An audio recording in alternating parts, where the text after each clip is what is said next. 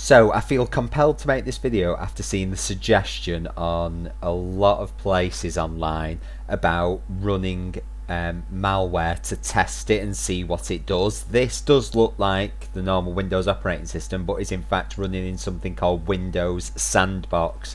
Now that has been touted as an easy way for you to test malware, but there is a critical reason why you shouldn't do this. Okay, so if you are running malware in Windows Sandbox, just the default setup, it's really easy to switch on and then get running. The one thing that you have to remember is the Windows Sandbox is connected to your own network. So what that means is if you release a worm in Windows Sandbox, whilst there is a larger degree of protection for your host operating system, it still has full access to your network by default.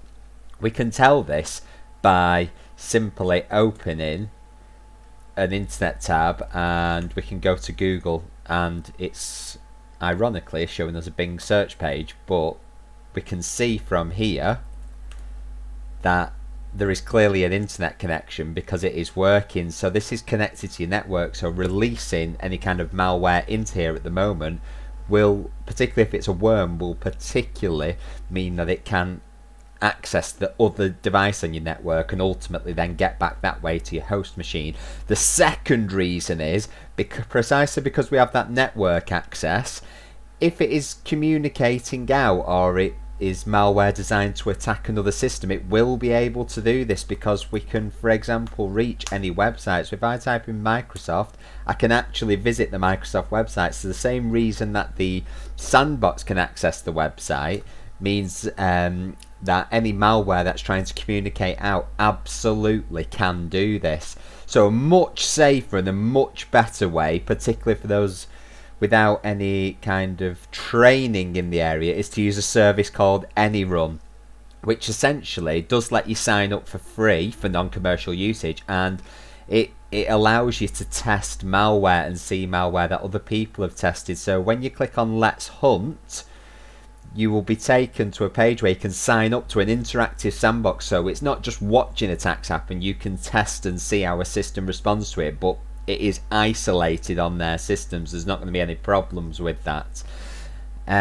If you sign up with an email address and password onto the free service, then there are some restrictions, but you can view all the activities and threats that have currently been tested and see whether there's no threat, or whether, like this one, there was a threat detected and malicious activity. When we click on that, it will take us to a report of the threat, and we can see what happened during it, including all the technical details, and you are able to relive this experience yourself by clicking on the restart button here once you're logged in, and once you do that, it will allow you to start your own instance of the software with this piece of malware.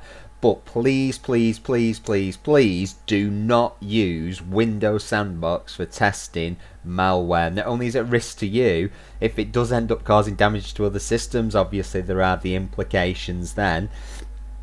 So for example, if you release Sasa worm into Windows Sandbox, it will quickly spread throughout your network and spread outwards, and obviously that does then make you responsible for damage to other third-party systems that happen. So definitely keep yourself safe if you are doing this, and use a service like AnyRun. They have got a free plan which is useful for non-commercial purposes, and they do have paid plans if you are using it commercially or in a business setting.